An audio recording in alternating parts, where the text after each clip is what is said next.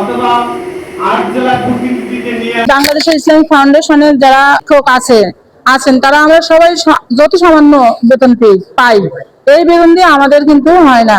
আমরা সাত সকালে উঠে বাচ্চাদেরকে কোরআন শিক্ষা তেলাওয়াত করাই এবং কচিকাঁচা যারা বাচ্চা আছে তারা, আমরা যে এখানে দুটো সেক্টর আছে, প্রাক প্রাথমিক এবং সহজ কোরআন, যারা মহিলা আছে তারা বিশেষ করে বেশিরভাগ মহিলাই আমরা প্রাক প্রাথমিকে চাকরি করি।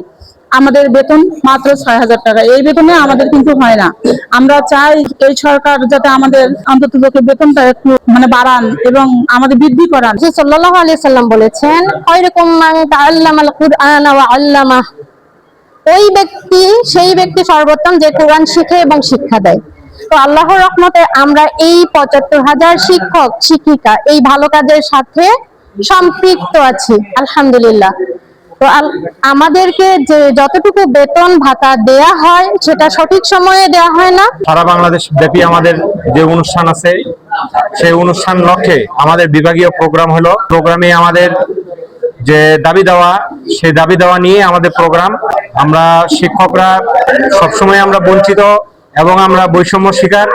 বিশেষ করে আমাদেরকে যদি ন্যূনতম স্কেলের মধ্যেও নিয়ে আসে, তারপরেও এটা একটা আমাদের জন্য অনেক সুফল বয়ে আনবে। অনেক শিক্ষক শিক্ষিকা মসজিদ শিক্ষক কল্যাণ পরিষদের মাধ্যমে তারা তাদের জীবিকা নির্বাহ করে এবং এটার উপরেই তারা ন্যস্ত থাকে। এবং দুঃখের বিষয় হলো এই যা কিঞ্চিত সম্মানী ভাতা পাই, এটাও আমরা ঠিক মতো পাই না।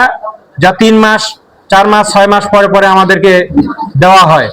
এই জন্য সরকারের কাছে অনুরোধ, আমাদের প্রতি সরকার যেন সুদৃষ্টি রাখেন, এটা আমাদের বিনীত এবং সকলের দাবি।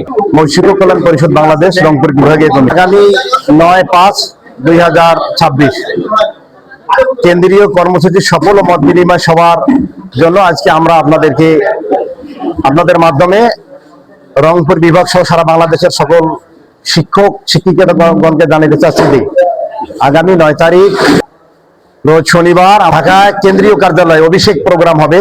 29 বছর যাবত প্রকল্প আকারে আমাদের চলমান রয়েছে। আমরা আগামী 9 তারিখে বর্তমান সরকারের যিনি প্রধানমন্ত্রী জননেতা তারেক রহমান, যে উনি নির্বাচনের আগে যে মাননীয় মহাসচিব মির্জা ফখরুল আলমগীর মহোদয় একটা ঘোষণা দিয়েছিলেন যে আমরা যদি ক্ষমতায় আসি ইসলামিক ফাউন্ডেশনকে রাজস্বকরণের ব্যাপারে উনি আমাদের ঢাকায় একটি প্রোগ্রামে বলেছিলেন। এই জন্য আমরা আগামী শনিবারের দিন এই প্রোগ্রামের মধ্য দিয়ে আমরা মাননীয় মহাসচিব এবং বর্তমান যিনি প্রধানমন্ত্রী নন্দিত নেতা জনাব তারেক রহমানকে জানাবো এই প্রকল্প 1993 সালে আপনার গর্ভধারণী মা, যিনি আপসীর নেত্রী, যিনি বাংলাদেশের আলেম ওলামা সহ বাংলাদেশের অগণিত মানুষের হৃদয়ের জায়গা করে নিয়েছেন। আমি আপনাদের মাধ্যমে মাননীয় প্রধানমন্ত্রীকে জানাবো আপনি আপনার মায়ের প্রতিষ্ঠিত এই প্রকল্পটিকে রাজস্ব খাতে করে আমাদের 75,000 মানুষের ভাগ্যের উন্নয়ন করার ব্যাপারে আপনি সচেতন থাকবেন।